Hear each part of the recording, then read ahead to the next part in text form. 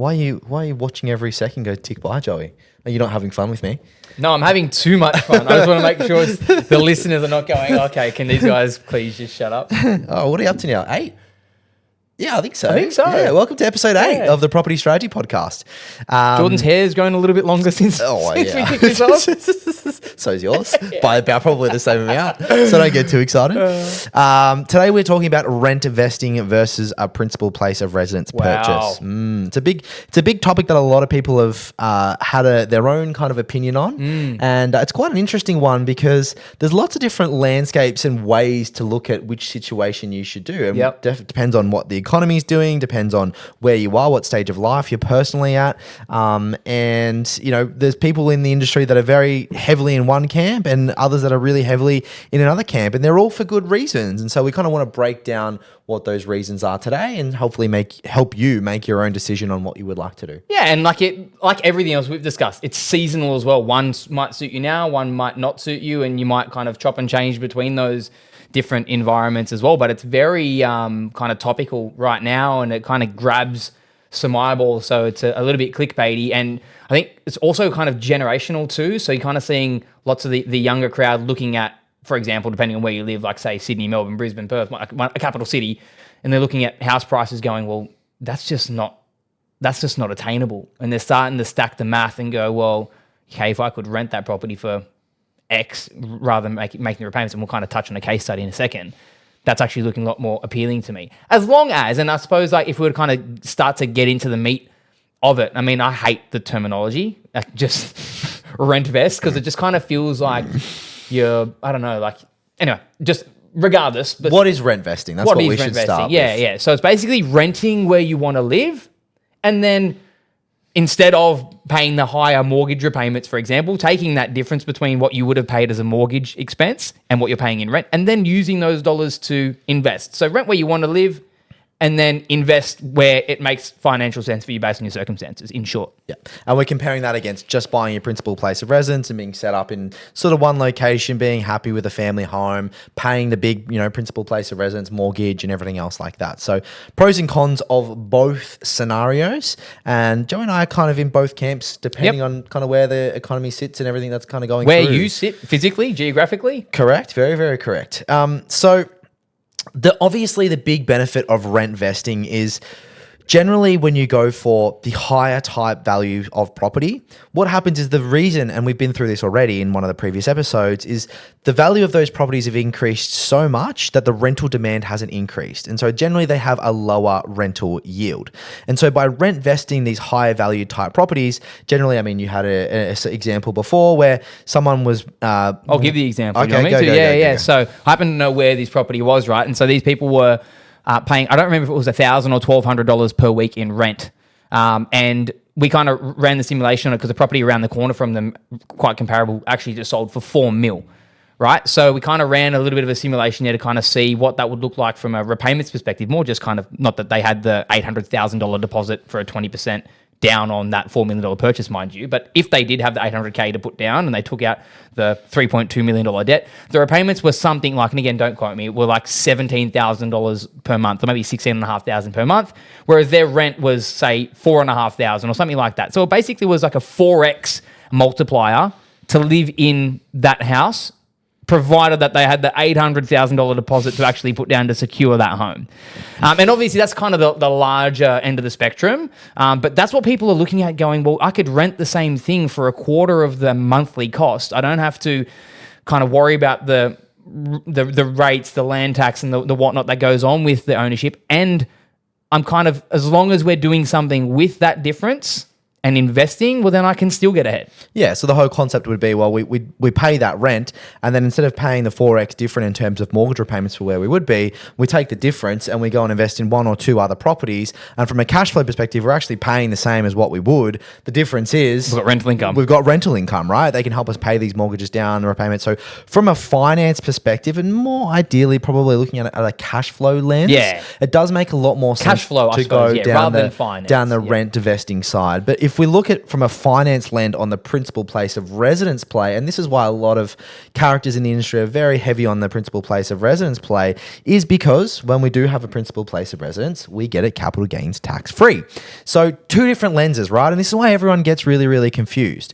Because when you sell that principal place of residence, you don't have to pay your capital tax on that, right? The capital gains tax. When you have an investment property, and let's say like for like, same situation, you're buying a $4 million property, principal place of residence, or you're buying $4 million worth of investment properties. Let's say that collectively all the assets go up to $10 million together. We've made a $6 million gain on each of those. Well, at the highest tax threshold at 47 cents in the dollar, that gain of $6 million, probably you're only going to be left with 3.5 or whatever it might be, right? Whereas if you did it on the investment side, that was on the investment side. If you did it on the principal place of residence side, that gain, that $6 million gain is all yours. It's tax-free. It's your money, right? And so it's all nice and fancy to look at it from a cash flow lens and go, okay, this is going to make me money in the short term. But when you look at long term and what that exit plan might look like, what the strategy looks like long term, big picture, that difference of $3 million in your back pocket might be absolutely ginormous compared to, the 4x repayments that you're going to save on your interest repayments. And so again, it's all about mapping these things out and making a decision based on the numbers that are there. Yeah, I suppose what we're talking about here is dollars and cents, right? But one thing that this doesn't take into account, and as much planning in the world as possible will never take into account, is that kind of emotional pull that people get, and that sense of home ownership, seeing your little one running around in a property that's yours. Like, there's just something about that numbers will never take into consideration. And that's really, really powerful. And that's part of the reason why I, although financially, really see the value in that rent vesting model. I don't actually do it. So there's that kind of emotional factor as well of the home ownership, and part tied in with that as well is the fact that you go, this is mine. Like basically no one can kick me out except for maybe the bank if you're not making your repayments. And it might not just be you, right? There's generally two in a household and everyone has an opinion. I know if it was just up to you, you would have just done the rent vesting thing and made financial sense. Yeah. But your wife wants a beautiful place for your kids to grow up. They want them to play in the backyard. They probably want to paint the walls and build. She won't let them do that. Well, you do that. Renovate the house in a way that makes it feel like a home for you. And, that's much harder to do when you're rent vesting. But I mean, like, if you were to take it on the other end of the spectrum and go, okay, if you are rent vesting, then you can rent where you want to be, and you can be in a pocket that you want to be in for a certain period, for a certain purpose, and then you could up and move and go wherever in the country or the world that you want to. Exactly. If you want a nicely renovated house, you could decide to just rent another house that's nicely renovated and more suitable for you. It's like something that you don't have to do or cost or pay for or fork out for. Well, I mean, like, if you kind of go, we were just chatting off air before, being like, you could get bored. Like, you could stay in a property for like 8 years and go, oh, I'm sick of this. And we're talking about 10% roughly, whatever, six something percent entry costs, 3% on the way out. It's high transactional fees for you to get in and out of property. And I know that there's no CGT potentially on your capital, on your owner-occupied purchase, but you still have to pay those exit costs and entry costs to trade up or move sideways from an owner-occupied perspective. 100%. And if I look back on my last sort of 15 years, I mean, I moved from Sydney. I was in 3 different houses in Sydney, Melbourne. I was in like 4 or 5 different houses in Melbourne. Gold Coast, I've been in 3 different houses now since I've been in the Gold Coast. Now I'm potentially looking at going to Bali. And like, if I had bought a principal place of residence in each of those locations, even though technically I did, you feel constrained. You feel like I'm the type of person that likes to move around, likes something different, likes a different atmosphere, a different lifestyle. I've tasted the lifestyle component of it, and I would much prefer to rent to have that flexibility to go, you know what, actually, I want to go, I don't want to feel tied here. I want to move to a different country. I want to move to a different state. I want to have a different experience. And then you got people right at the other end going, no, like, this is exactly where I want to be, and it's forever where I want to be. So I definitely want to put down some permanent roots. Maybe it's for a particular school catchment zone to send your kids to a certain school. Maybe it's the family ties. For me, it's family ties where I grew up. It's friends are kind of doing family formation in the same area as well. So that's kind of really, really important for my personal story from an owner-occupied perspective. But just at the same breath, like with respect to what you were saying there, just to have that flexibility to potentially move around, you kind of lose that when you're kind of putting down those more The roots. permanent roots from a PPOR perspective. Yeah, 100%. And, you don't want a tenant kicking you out because they're, no, not a tenant, a landlord kicking you out because they want to move back in or something sell like that. the property You or- want to just, set the family up, everyone be comfortable. It might even be near your family. Like, I know you're very close to all your family. So you want to be in that same district and have that kind of family mentality, catch up once or twice a week, which is amazing. So there's a lot that goes into making this decision. It's not just a financial thing. It's also a lifestyle thing. It's also an emotional thing, future, kids, all that sort of stuff. But we tend to see the sways in people promoting one method or the other, really depending on where the economy is. And so Joe and I have been lucky to be in the market for the last decade and kind of seen different seasons. And so, there's been a season where rates have been at 1.9%. And so when you do the numbers and the maths of the cash flow of rentvesting versus owner-occupier, it's actually quite normal because your rates are at 1.99% and your rental income might be 2% or up to 3.5% or whatever it might be. And so it actually might make more financial sense to do the principal place of residence play because your mortgage repayments are going to be less than what the rent would be in that particular location. Yep. And vice versa. Now we're in a very high interest rate environment at, 5.5%, 6%. And when yields are still at that 2 to 3.5% range, it's much cheaper to go and rent a place than it is to have a mortgage on a place.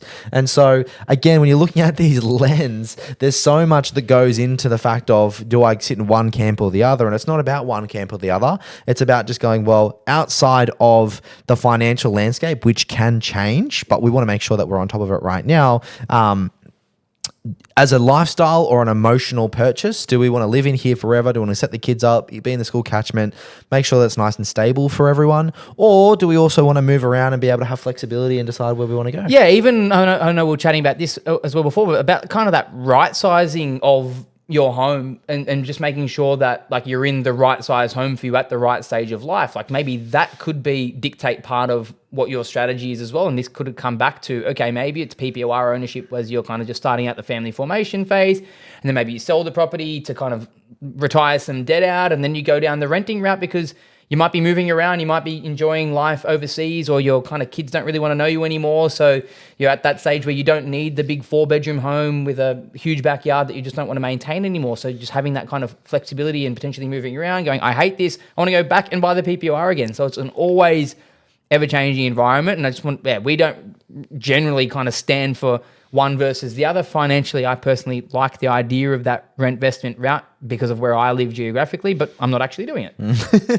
And the other flip side of that, obviously, is like, if you do buy a principal place of residence, you can rent it out at some point in time. It's not like it's yours, you're stuck there, you can't move anything else on that. So if you do feel like, I've just bought the big principal place of residence, but the boys are telling me that it's better to rentvest, you're not stuck. I've definitely moved out of houses before and everything else like that. You just got to make sure that it's a property, and generally you are buying because it's where you want to live, which means it will have owner-occupier appeal. So generally it Pros, can be right? a really good pro investment. So again, but if you are deciding to make that decision of, do we move out and rentvest or have someone else come in and pay the mortgage, you just want to run the maths and the numbers to make sure that it makes sense to you. Even come back into like that mapping piece overall, because we see it quite often where people go, okay, I want to put the big rocking jar, I want to buy the PPR, and it's usually quite a chunky expense, right, in terms of a purchase price.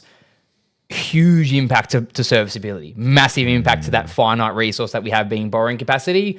Why? Usually quite a large expense, usually then carries quite a large mortgage associated against it. And in most instances, unless you have a granny flat or house share arrangement, has no income coming through to support it. So non-deductible debt, no income coming through to support it.